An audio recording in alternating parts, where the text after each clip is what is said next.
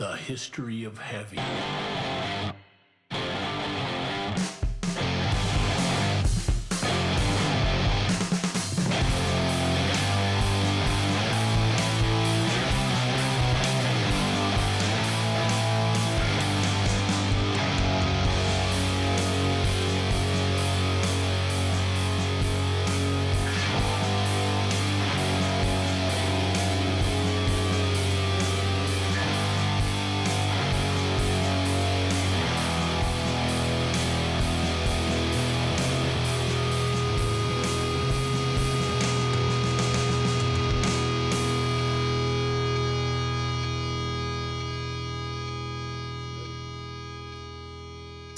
Hello and welcome again to the History of Heavy podcast.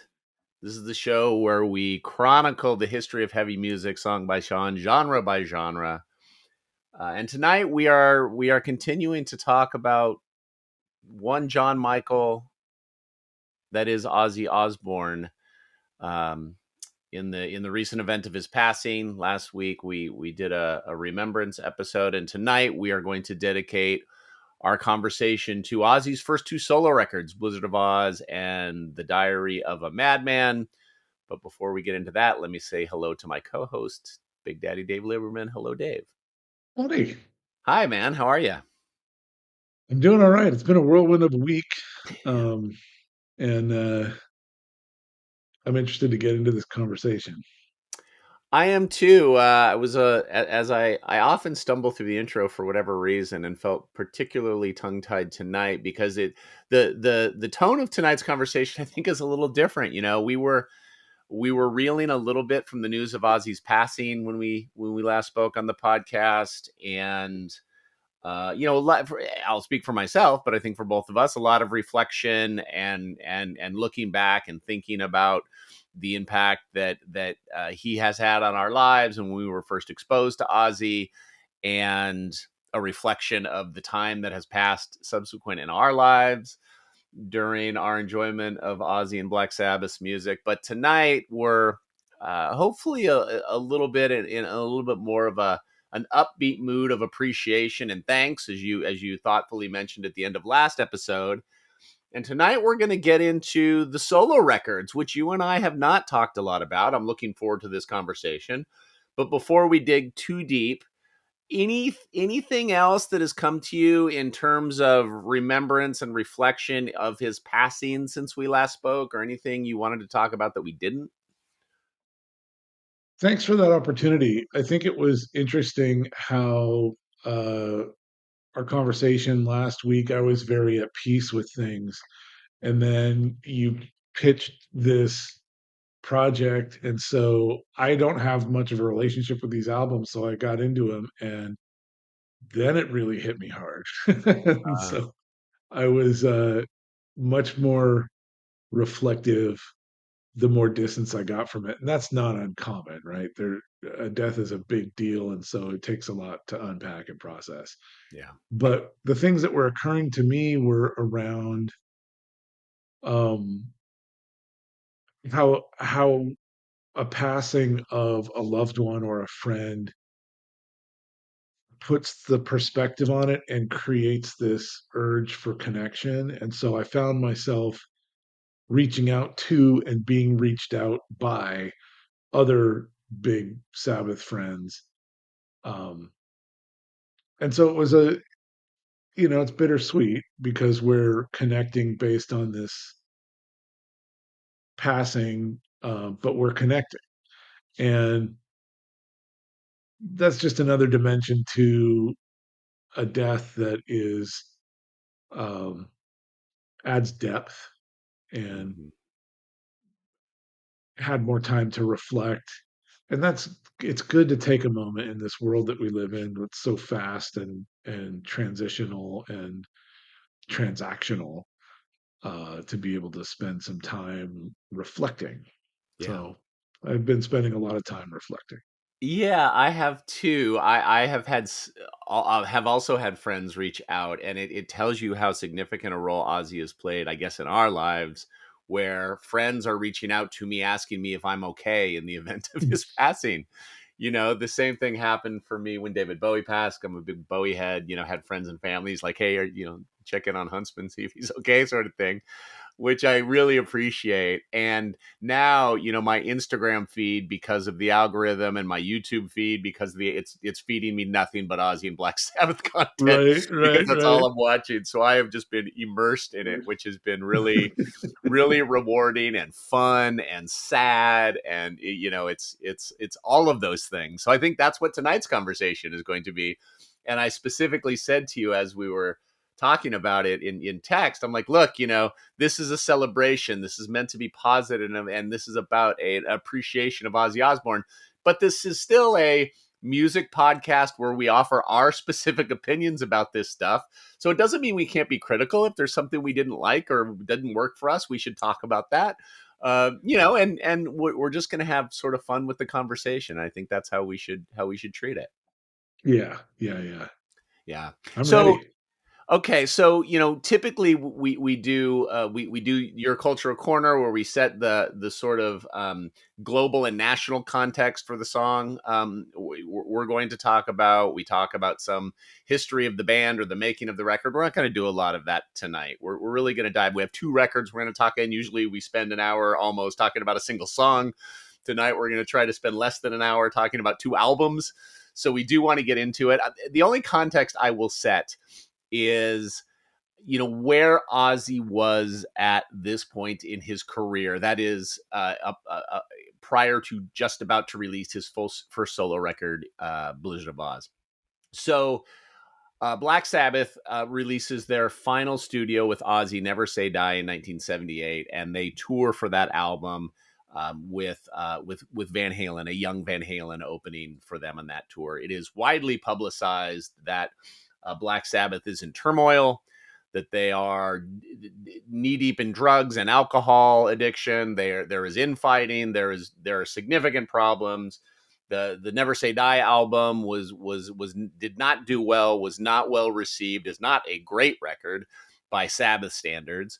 Van Halen was routinely blowing them off the stage night after night, and things came to a boil.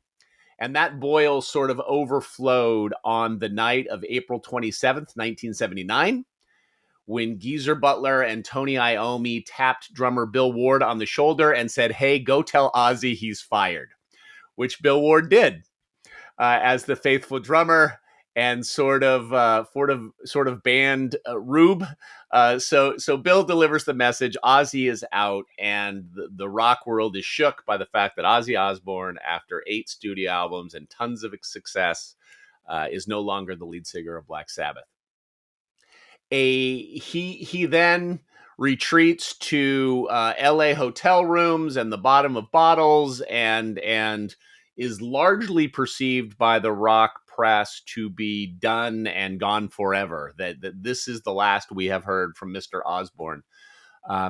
But he somehow, through the help of Don Arden's daughter, whose name is Sharon Arden, um, gathers him together. Don Arden was the manager of Black Sabbath, a very famous music manager and mobster.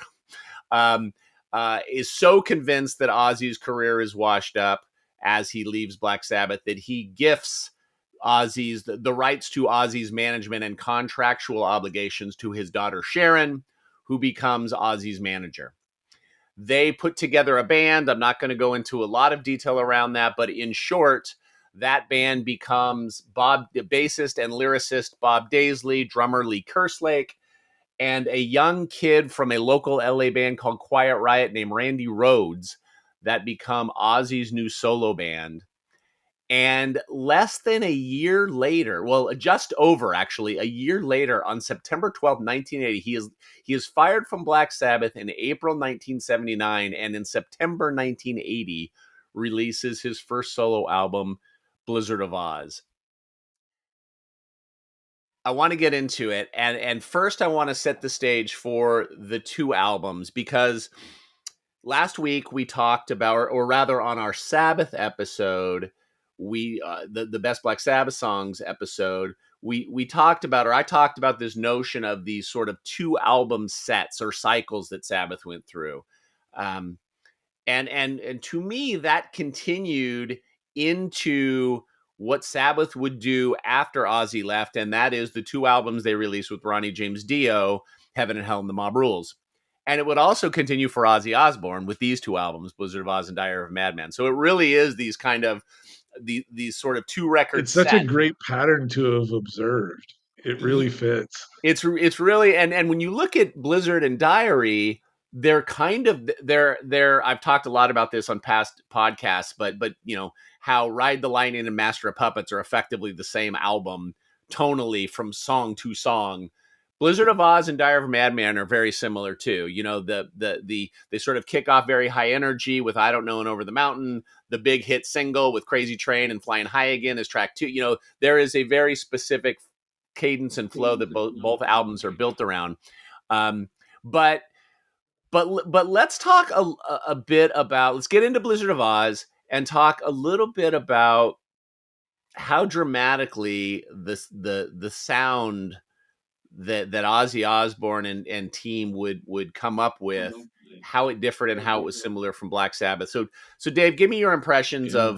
of Blizzard of Oz and your history with the record. No history really. Everybody knows Crazy Train. And I'm familiar with I Don't Know, and let's see what else we got here. Mr. Suicide Solution, Crowley, Mr. Crowley. I mean, these are like his biggest but songs. not so much. Like I know in order of familiarity, Crazy Train, I Don't Know, and Mr. Crowley. And I've heard Suicide Solution, but didn't really have a relationship with it. So, can I ask you a Um, question about that yeah, before yeah, you dig yeah. in? So, how does that happen? Like you're younger than me, so I get how you miss it at the time. Of 12, I was 12 in 1980, so you were, you know, what, 9 7. or something. Yeah, Um, so I get that you become an insane Black Sabbath freak. right. How do you never go? I mean, forget the Into Ozzy it's catalog. How I'll do you tell you, never go to those albums? the same reason I never got into the Dio albums or anything past Never Say Die. What I connected with Black Sabbath, we've talked to death about, is a magical lightning in a bottle. And Ozzy and his solo career is not Sabbath. Is the shortest answer.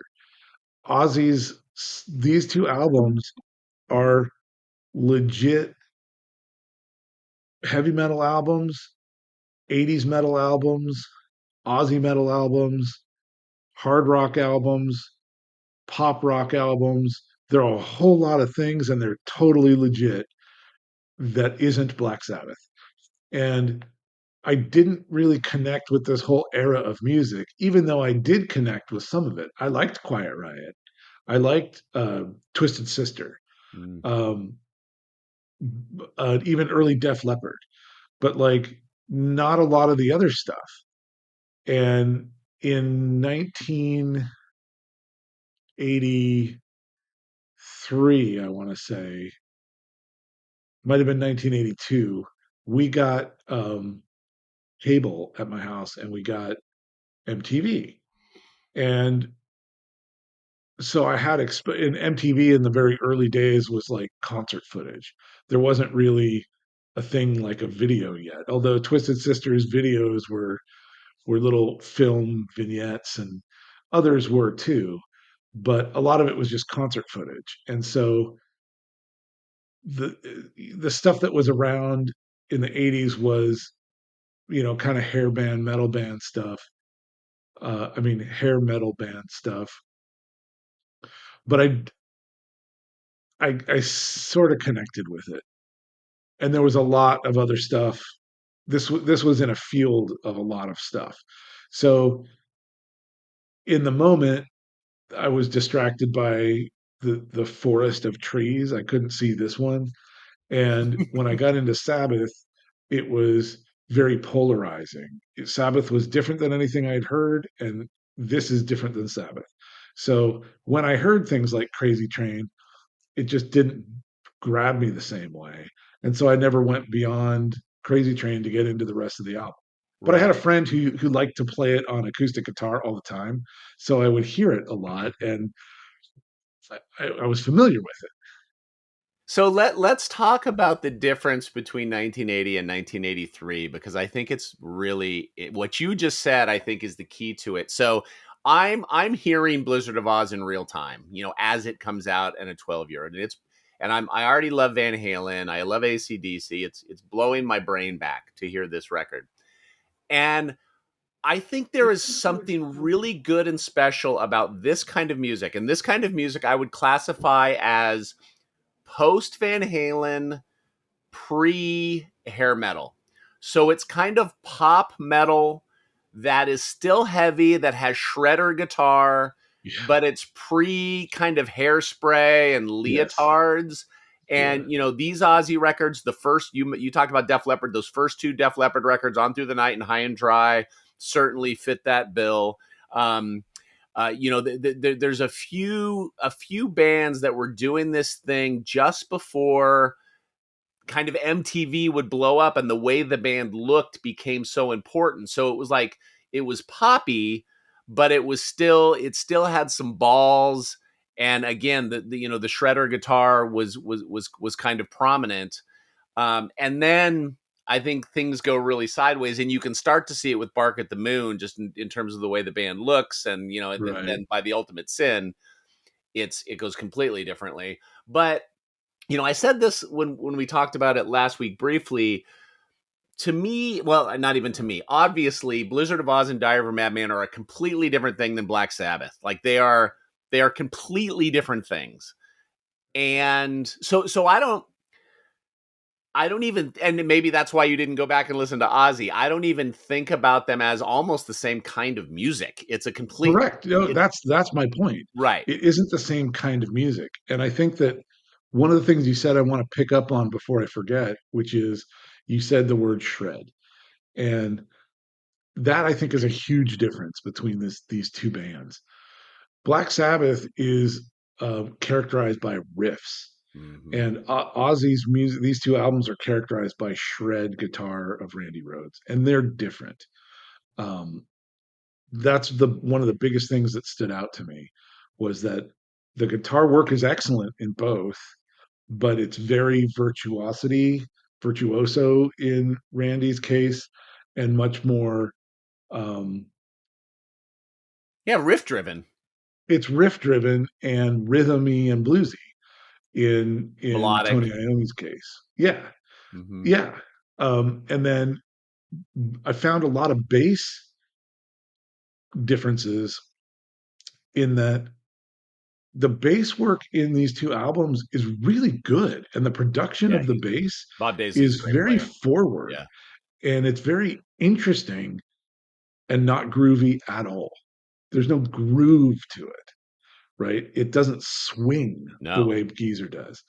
And there's a few little noodly doodlies that I thought were kind of interesting, and there's a lot of like good support that helps fill out and balance the song. It's really well written, but it just didn't.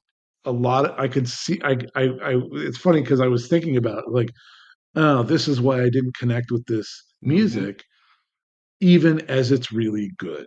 I could identify that it, and I understand that it's really good. Well, as much as we intellectualize music on podcasts like this, ultimately the music touches you or it doesn't. It doesn't matter how difficult it's played or how intellectually you can understand that it's good or important. It either Right. connects with you or it doesn't. For me, the shredder thing is interesting. I generally really dislike shredder guitar playing, and specifically 1980s shredder guitar playing. But when Yeah. it's done tastefully and melodically, and I would say There's a Eddie good Van Halen balance. is the king of that. Randy Rhodes, Warren DeMartini of Rat, who I've always loved and appreciated as a guitar player, all did it well, and primarily because all of those bands wrote good songs. That Right. that the song is going to rise above every whatever else you're doing. It's got to be a good song. And then when you get into like George Lynch of Dokken or Steve Vai or Satriani, like I hate all that stuff. Like Yeah. no interest whatsoever.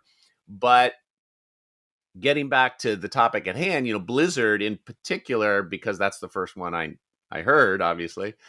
The it, I mean, there's not a bad song on the record. I want to hear your take on this record because I love it's so part of my DNA because I've been Easy for you listening to to it love. for, Yeah, yeah, it's like I can't objectively hear it because I've just been sure. listening to it for so fucking long that All I right. want to know what you, after all these years of listening to Ozzy's voice and loving Black Sabbath, and like, what is your perspective on just the record? Forget all the artifice, but just the Yeah, yeah. songs and the record.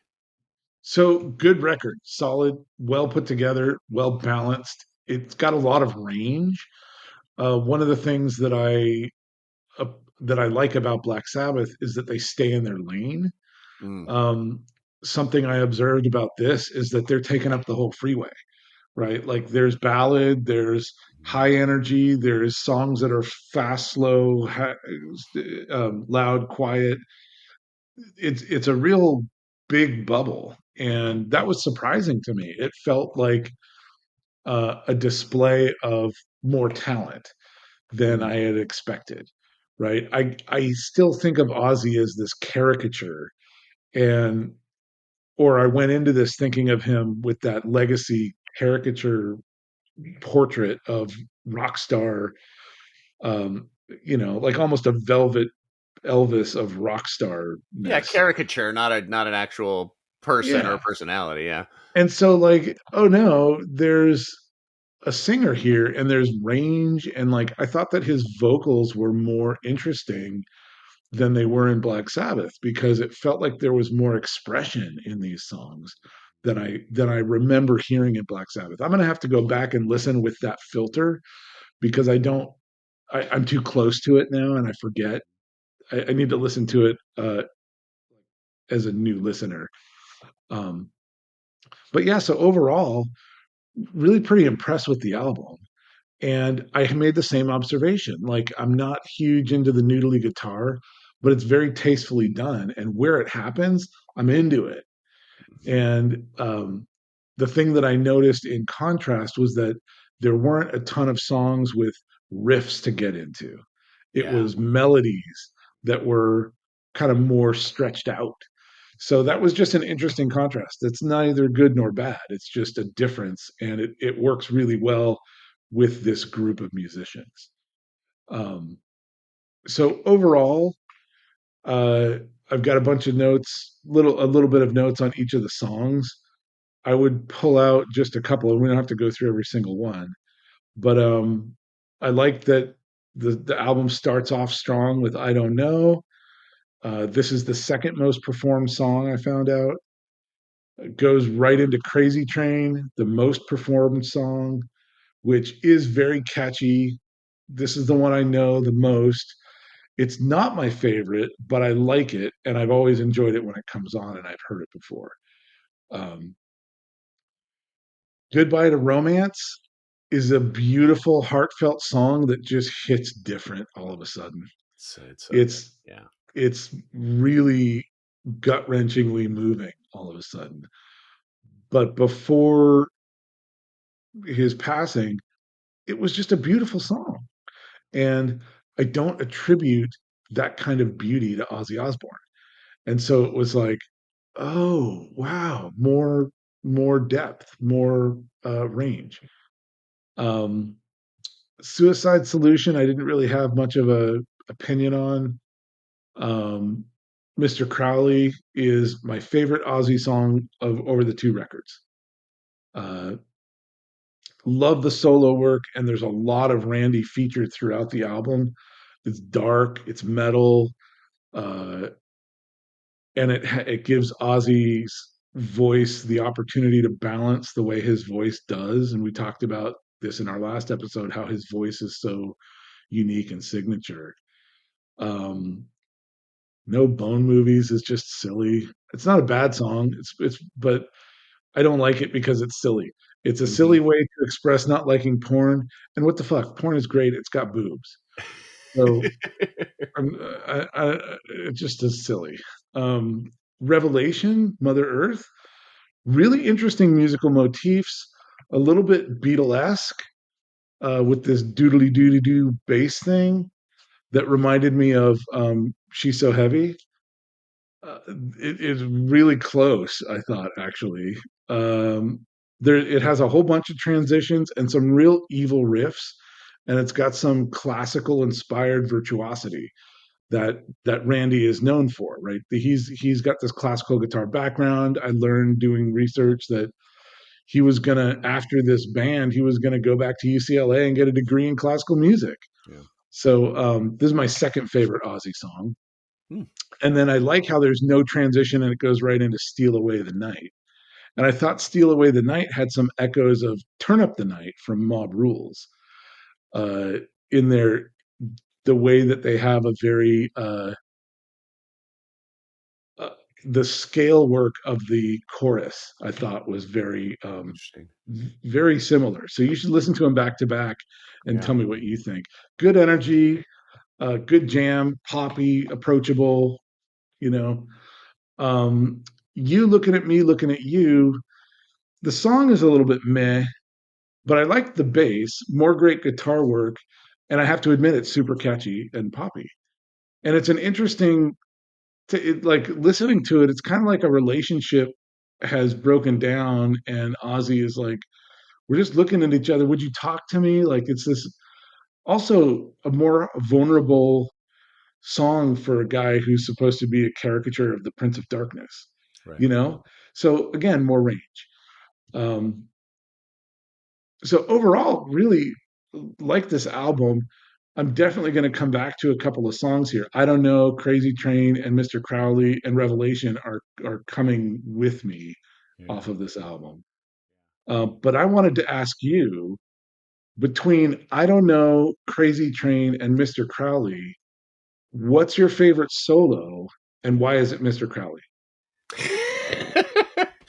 Well, it's funny when you talk about the solos. I talk about shredder guitar. To me, one of the most important things, and it's why Tony Iommi is the greatest ever, is can I sing it? That's why I loved Yeah, Eddie Van Halen. Is however incredibly virtuosic he was, however much he was shred, you could always sing his solos. And when you mm, start to just get in playing like crazy octaves, like or arpeggios rather, like Malmsteen, it's like who gives a fuck? yeah, Like I'll never think of this again. But right. Randy does do some cool. I can play air guitar to most of Randy's solos on this with relative accuracy. Right. Um, so I think the guitar work across is great. Look, there's a reason Ozzy played 5 songs at the farewell show. 4 of them are from this album. I don't know, Right. Mr. Crowley, Suicide Solution, and Crazy Train. Right. They're all of his biggest songs. I'm glad you touched on Steal Away. I think that, along with the song we'll get to on Diary, are among his most underappreciated songs. That song rips. That song is so good, has such a great energy and drive. You Looking at Me is not on the original album, so that is I not a thought song that so. I really even I've heard it before, but I don't count it. Like to Yeah, me, it the was an last song on the interesting album song. is "Steal Away the Night." Okay. Yeah, I only had access to this 40th anniversary reissue, and it has a ton of more versions of Right. these songs. And so I wasn't exactly sure where it ended. And you have to appreciate that, in the vinyl days, Suicide Solution would end side 1 and then you would flip the album and Mr. Crowley is the first song on side 2, which has just such a presence and the way he leans into that initial syllable when the Mr. Crowley is Yes. so great. It's so Yeah. great. Yeah. The It's and it's using his voice as an instrument. That's what I'm talking about, how it feels like he's more expressive, like Yeah. he's matured somehow. Even as it was like a level of immaturity that was responsible for kicking him out of the band. Right. You But know, you're maybe he right. needed to get out of the nest in order to fly. 100%. That guitar line in Mr. Crowley, the Yes. see, I could sing it. Yes. That's maybe the best stanza on the whole record. Like Right. it's amazing. Right. And let that's why it's your favorite solo. Yeah, it is. Yeah, I asked you to pick, and we'll get into it a little bit later. Your favorite song and your favorite 3-song sequence, and to compare the two albums. It's really hard for me to separate any of the songs on this specific album because it all just feels like it's all just Blizzard of Oz, you know. Yeah, I Um, mean, if I have to pick a 3-song stretch, it's going to be the first three. I don't know, Crazy Train and Goodbye to Romance. And it's because each of those songs are strong, and the emotional roller coaster it takes you on is just so visceral. When, like you said before, if music touches you is when it's effective, yeah, and when this is visceral, this is emotional. right. So my favorite song is Mr. Crowley, but it's not in that 3-song block. If I'm looking for a 3-song block in the construction of this album, that's it, because Mr. Crowley's stuck between Suicide Solution and No Bones movies. I think I'm for sure the best 3-song sequence on the record is I Don't Know, Crazy Train, and Goodbye to Romance for sure. I Right. Don't Know is just a banger, like a great opener. Yeah. Um, yeah, I'm totally with you. I should have done this at the top before we started getting into the album proper, but let me set a little context for what else was happening to 1980 musically, because I think it provides some context for the way this record sounds. Some of this is no, I know I'm hyperbolic when we talk about this kind of stuff, but this is no exaggeration. Some of my favorite albums of all time were released over the course of these 2 years. Here's what comes out in 1980, and not just in hard rock and metal, but I cherry pick these as records that I still listen to all the time to this day. So along with Blizzard of Oz, Back in Black, Judas Priest's British Steel, Ace of Spades, the first Black Sabbath record that does not feature Ozzy Osbourne, Heaven and Hell, Los Angeles by X, Fresh Fruit for Rotting Vegetables by the Dead Kennedys, Oh my God. 17 Seconds by The Cure, David Bowie's Scary Monsters, Freedom of Choice by Devo, Closer by Joy Division, and Crocodiles by Echo and the Bunnymen. And I Oh, left a shit ton of records out. Like, that is right, 1980.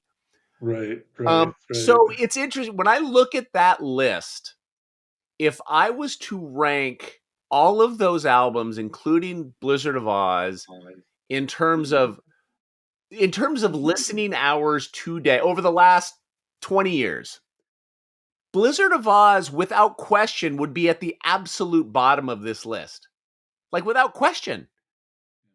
But I'll bet you I have heard Blizzard of Oz more times than any. Maybe Back in Black would be the only other one that is, or Los Angeles maybe. But I when I played this record to listen to talk about it tonight, and I haven't listened to this record front to back in quite some time, I know every single word, every single lick, every single moment on this record because it hit me at such an impressionable, important age that how I critically feel or analytically feel about this record is completely insignificant. And if I was on a desert island, would I take this or Ace of Spades? It's not even fucking close. I would take Ace of Spades immediately. But I don't need to take Blizzard of Oz because Blizzard of Oz is just in me. It's Yeah, part of my formative musical education. yeah, yeah, yeah. So Interesting. That's such great perspective. That's better than a cultural corner would have been. yeah, well, okay. So let's set the scene for Diary then, Okay. and I'll give you the 1981 records because it is equally impressive. Yeah. Maybe more impressive. So X, who is one of my probably 5 favorite bands of all time, they released Los Angeles in 1980 and Dude, you 1981. have like 35 I, favorite I bands of know, all time. I know. That's the hyperbolic energy I I was know, I love it. describing. Um, in 1981, they released their second album, the superior, in my opinion, Wild Gift. My favorite Van Halen record, Fair Warning, is released in 1981. My favorite Police album, Ghost in the Machine, is released in 1981. My favorite Rush album, Moving Pictures, is released in 1981. The aforementioned second Def Leppard record, High and Dry. Faith by The Cure. Damaged by Black Flag. The live Motorhead, No Sleep by Tels Hammersmith, is released in 1981. The Go-Go's, Beauty and the Beat. Iron Maiden's Killers, and the second Ronnie James Dio Black Sabbath record, The Mob Rules, all come out in 1981 along with Diary of a Madman. So fucking A, man. What a time to be alive. Yeah. Right? Yeah. Yeah. Yeah. So talk about Diary. Okay, so Diary of a Madman, looking through my list here. Again, great opener. Over the Mountain, great opener. This one has a strong hook and a riff and a great drive. I really like it. This one's my favorite on the album. Flying High Again. So this is a classic Ozzy song. I put part pop, part 80s metal trope, part metal shred. Good song, but it's why I don't connect with Ozzy's solo stuff. It's too multidimensional, Hmm. like for me to connect with. It really hits high on all those columns, though. But it like because of that, it might maybe I feel like it's a little schizophrenic. It's too much of everything and not enough of one thing. Hmm. Um, Can't Kill Rock and Roll begins as a ballad, turns into a legit love song to rock and roll, which I love when a rock band sings a song to rock and roll. Back to a jangly ballad. Middle of the song transitions to this pure metal shred session, and then back to jangly, and then rinse and repeat, and then a shreddy outro. Uh, I like the shreddy. I don't like the ballads, but they do this well. And again, it shows Randy's range, and it shows like more maturity from Ozzy. Um, but that's my notes on that. Believer, heavy, slow, sludgy. Now we're talking more evil guitar work, nice shreddy, noodly solo. I have shreddy a lot in this album. Um, Little Dolls, a classic Ozzy song that I don't like. Legit heavy metal song that's slow and heavy, but not dark. It has poppy elements with the chorus and plenty of shreddy Randy guitar. I hear a little Beatles in there. Doesn't speak to me, but it's a great song. Tonight, ballad time, bass forward motif. Too much piano and keyboard for me. Has some theatrical elements, almost like Meatloaf and Styx, but it's a solid song as far as it goes. I keep having this revelation, like this is a good song that I don't like. Like Hmm. it's not for me, but it is for its time and place. I can I know why this song sounds like this. It's because it was 1981. This sounds like 1981. That's a better way to put it, right? Mm-hmm. I Mm-hmm. hear a little bit of Beatles and Meatloaf in there, right? Like that's on the buffet of 1981. Um, SATO is not sailing over the ocean. It is Sharon, Adrian, Thelma, Ozzy, as I learned from a deep Thelma dive reading. Osborne. Sorry, Thelma Osborne. Thank you. Right. Which was Sharon, future Arden. Osborne, but Sharon Arden. Adrian was her boyfriend and also worked at Jet Studios. And Thelma Osborne was Ozzy's wife at the time. And apparently they were all in the studio when this was being recorded. So I Hi, understand it differently. So SATO is my favorite Ozzy deep cut. I fucking love this song. It's my favorite song on this record. I love Diary of a Madman. Blizzard had more of an impact on me because it was the first one, and I probably know it better front to back. I spoiler alert, I like Diary better, and I think it's a better album. I disagree with every negative thing you just said. I love it, I didn't and say anything negative. yeah, It's all positive about no, the I'm album. mad at It's you. just that I'm I mad don't at like you. it. I'm mad at you. SATO, as I understand it, and this is just a fan. I didn't read anything about it to prepare tonight. This is just what I've always understood about it. Was that it was coded as Sharon Arden, Thelma Osborne, and this was as the marriage was dissolving. They divorced in 1982. This song comes out in 1981, and the last lyric in the song is this voyage coming to an end, is the last lyric, which is about his marriage ending. So he was basically writing about this new relationship he was starting and this marriage that was ending. kind of disguised as in this metaphor of a ship lost at sea. We should say, and we should have said it about Blizzard, bassist Bob Daisley, nay of, as is Lee Kerslake of Uriah Heep, who we didn't talk about on the Uriah Heep episode. I don't know if they played on the record or not, actually. But Bob Daisley took over for Geezer and wrote all the lyrics in on these first two records. So these are all presumably Bob Daisley's lyrics, which are really good across both records. Yeah. And yeah, this song is, I just absolutely fucking love this song. So I But talk got about the Diary, the song yeah. Diary.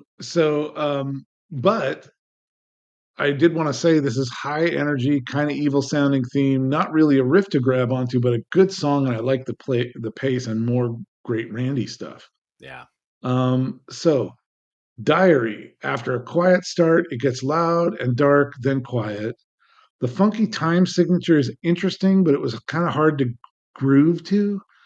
It keeps getting slow right when I want to get into it, so I end up disliking the bait and switch.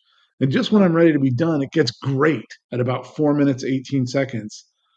And then I wish they made the whole song whatever they played for the next 30 seconds. When it turns Uh, into the Omen, the it, it, it turns into super theatrical with operatic super czar homage and Duel of the Fates foreshadowing, yeah, right? So, Duel of the Fates from Star Wars. it's Uh, the Omen. Yeah, it's the Omen, yeah. yeah. But it's Black Sabbath played that card with Superzar. So, and he's related to Black Sabbath. So, like, Supers are so good. yeah. So it's like, oh, this is interesting how it's reaching back and reaching forward. Uh, and it was one that was just full of transition, which that was a key element of Sabbath. There's a lot of transition in this album that again just displays the range and the ability and the maturity. Um, and you mentioned Bob Daisley,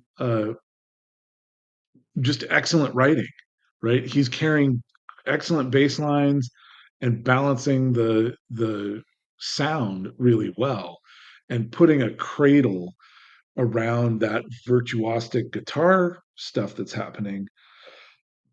That just is a really great balance. So again, I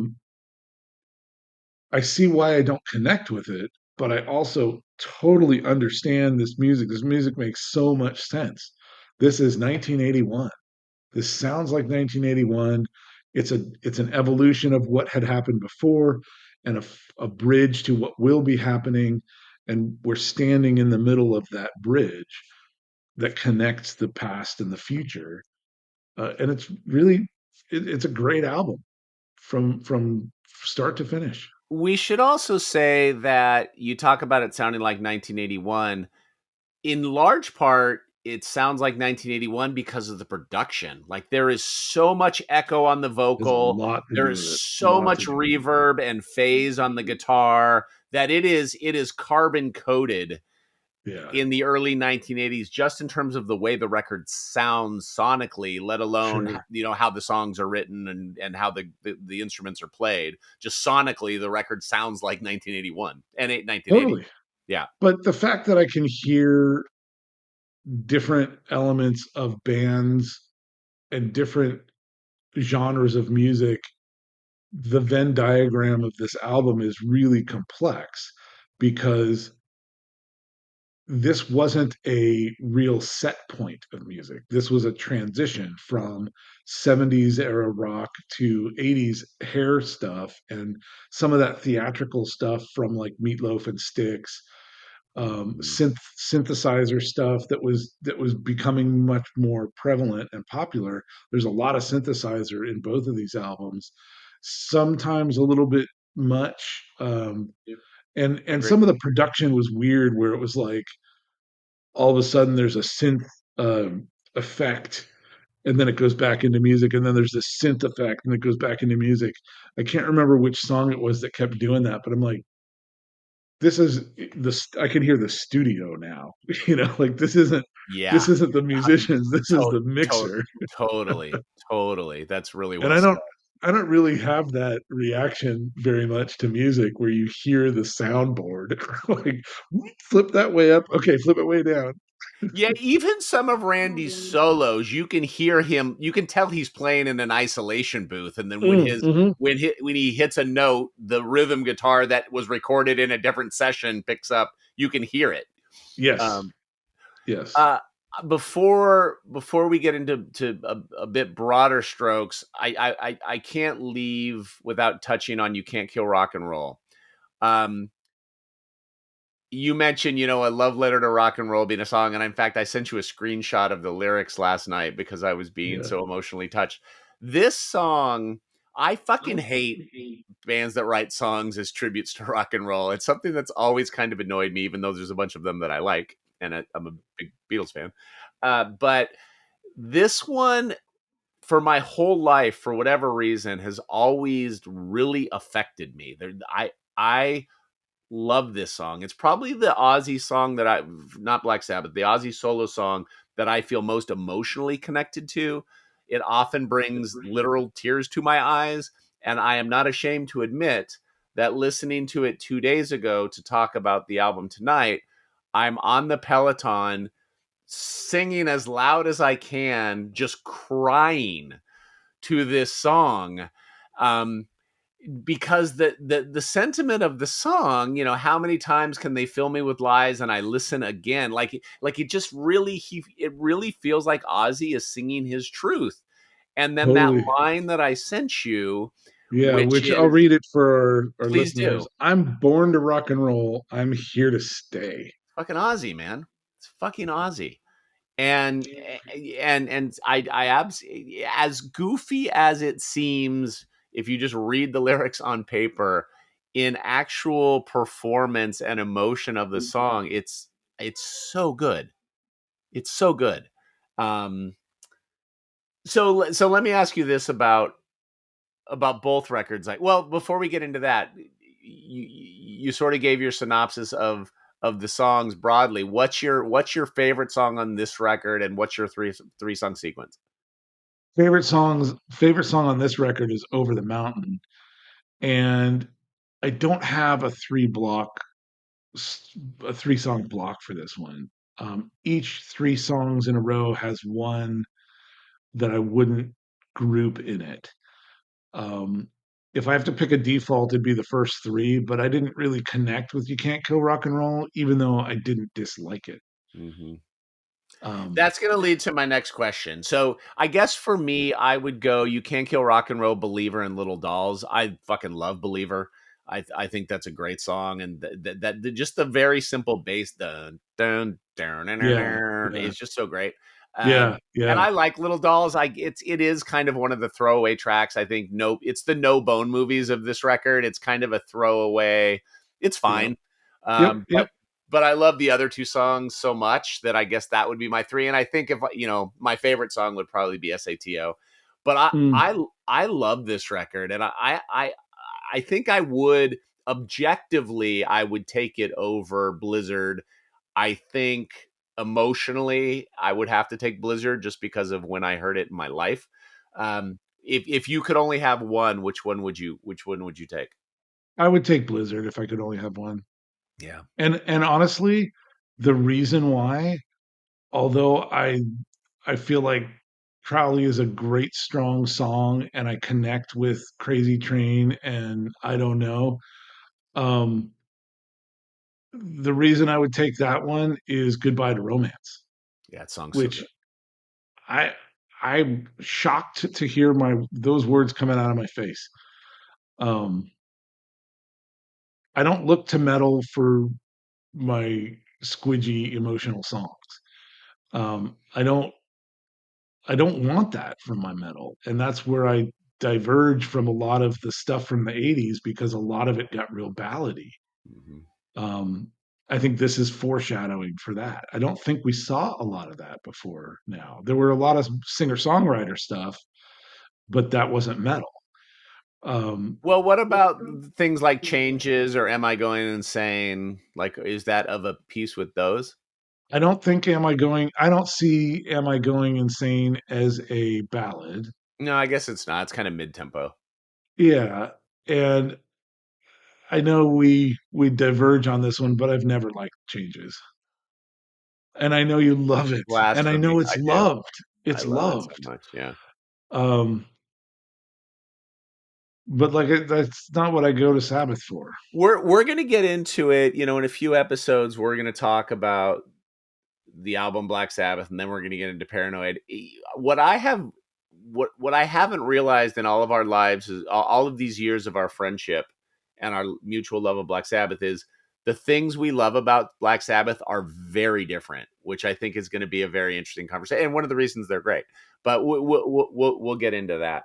Yeah. Okay, I wanted to ask you this way about Blizzard and Diary. What do you think?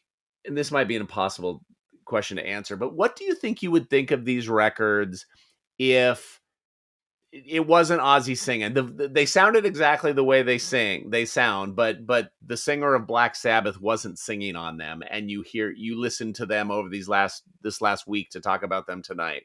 What do you think you would have the same you wouldn't have the same perspective? Would you have the same appreciation for them, or do you think you like them more or less because of the relationship? I think that there's no question that I have more affection for them automatically because Ozzy's involved. I learned a deeper appreciation of them by researching them a little and listening to them a little. Um, I didn't understand the the seriousness that Randy Rhodes Mm-hmm. brought. I thought he was like some young kid rock star who died in a Oh, I just knew that he died. I didn't really understand that he was the most credible person in the band, right? Um, and that he was career searching and that um, he was a serious musician. he was a serious musician, and I Yeah. did not understand that. I thought he was just one of these lucky, talented freaks, and who was lucky to have talent. No, he'd been studying music since he was a kid, and that's why it shows. Um, no, I wouldn't have had the same affection or reaction if it was a different singer. I think that that would have made it blend in even more to the background of the forest of 80s bands that you didn't mention favorite albums of. Right. We have talked at length on another podcast about both Heaven and Hell and the Mob Rules. How do you feel about these two records versus those two records? Those two records are Sabbath records. These two records are Ozzy records. Mhm. So It's it's it's a bright line, if you're on a desert island, you're taking Heaven and Hell and Mob Rules. no question. Yeah. Yeah, you know what? Me too. Me too. Yeah. And at the time in 1980, I had Heaven and Hell. I mean it wasn't even close. I was taking Blizzard of Oz, All the time. 101 days out of 100. But today, it's not even that close. I think Heaven and Hell and Mob Rules are way better records. So let me And ask you, what happens if these two Ozzy records have Dio as a singer? oh, I think they're oh man, that's a great I well off the top of my head, here's what I say. If Ozzy is singing on Heaven and Hell and the Mob Rules, they are fucking great records. They Right. are fucking great records. If Ronnie James Dio is singing on Blizzard of Oz and Dire of a Madman, they are borderline unlistenable. That's how great Ozzy Osbourne is. And that isn't even That's so funny. You know what? It's not necessarily how great Ozzy Osbourne is, it's how polarizingly calibrated these are to Ozzy. Ozzy's that's voice, perfectly said. right? Like this That's is perfectly the said. music of Ozzy's voice, but Sabbath was a container for Ozzy or a platform for Ozzy. So it's like they're both calibrated to Ozzy. So yeah, it I would also think that it would wreck the whole thing if Dio is singing. Can AI do this? Oh, Can we tell AI to make unquestioned. Yeah, for sure. give I'm us not this? sure I want it to. I'm super curious now. Dio's an interesting one. I love those two Sabbath records. Love those two Sabbath records. I really like Rainbow Rising and shit that he did, and You Can't Kill Rock and Roll, and the shit that or Long Live Rock and Roll. Sorry, the records that Ronnie James Dio did with Rainbow. Yeah. I was really into Dio, those first two, Holy Diver and The Last in Line, Oh when they God, came those are out. That was so right in good. my sweet spot. I think they for me they have not stood Oh up. man, I love Holy Diver. Oof. Maybe I'll have to go back and get and give it a listen. But in recent years, it's like that's a little cringe. I mean, his Interesting. talent and his voice is undeniable, but his lyrics are so Oh, goofy, oh God. and There's yes, yes, yes. it's His tough. lyrics. So goofy. So we talk about Ozzy as a caricature. Dio's a caricature, Yeah, for right? sure, for sure. And maybe that's what helps make them work. Um, but like his lyrics are also a caricature. Every fucking song, wizards, rainbows, Dragons, dragons, fair fucking maidens, bunch of oh bullshit. Yeah, Jesus Christ! so It's a that's what. Dungeons and That's Dragons why fucking you know. thing. I talked about the X records coming out. I talked about the Black Flag record and the Cure records and the Joy Division records. All right, let's get a little more. As whatever. This is not about Ronnie James Dio. This is a celebration of Ozzy Osbourne. Anything else about Blizzard of Oz or Diary of a Madman you wanted to hit on before we wrap it I up? less about the albums and more about the opportunity to get to know them. Mm-hmm. Thanks for suggesting this. Um, just as you did with the post Ozzy Sabbath catalog, I had no reason really to explore this stuff, and I had no partner in the journey. Having you as a filter to um, receive this adds a dimension to it that makes it much better. Mm-hmm. I really like learning about the album and having your perspective about these albums and having a chance to sit with them with headphones and listen to nothing but the music, right? I'm not riding the motorcycle, and so I don't have the wind noise, not working and distracted. I'm doing dishes or whatever, but you don't think about doing dishes. So I'm not like distracted at all. I was listening to the music and the lyrics and really appreciated it. I really appreciated the opportunity to. And in this moment of losing Ozzy, I gained a little bit of Ozzy that I didn't have before. Ah, well said. Well said. Well, talking to you about it is really fun because you're a little bit younger and you've had these Black Sabbath blinders on for so long. You're such a Sabbath head and you go so deep in Sabbath, but for you to poke your head up and scratch your head and go, "Hey, what's this Randy Rhodes guy all about?" And I'm like, Right. "How do you fucking not know everything about Randy Rhodes? Like he's like, like fucking guitar, metal nerd 101 stuff." I But know. that's really fun to get, you're not a casual fan, you're a deep fucking fan, but it's your fandom is very specific. So to have that specificity projected onto these other corners that Black Sabbath has also darkened is Yeah. really interesting and really fun. It's a lot of fun for me too. And again, like that's another thing that I just love about this podcast is the education I'm getting, Mm-hmm. right? Like I have been in my Black Sabbath hole for far too long. And I know that on the one hand, but when it comes time to pick something to listen to, the magnetism is strong. And so I was literally just listening to Bit of Finger Sleeping Village warning before this Of aired. course you Like were. just Of it's course you so are. stupid good. And I'm so that basic. I'm just that basic. Yeah. Well, I appreciate it. It's always fun. We're gonna put a temporary bow on Ozzy Osbourne. We will be revisiting him in short order. But next week we get back onto our history of heavy track, and we will be talking about Deep Purple in episode 30 and the song Bloodsucker off of Deep Purple in Rock. That will be a fun conversation that will serve as a pit stop before we get into more Black Sabbath. But it is Deep Purple next week, so I am A little looking forward Black to that. Sabbath palate cleanser. That's right. That's right. Should be fun. Thanks, Dave. Always appreciate the perspective. This was a lot of fun.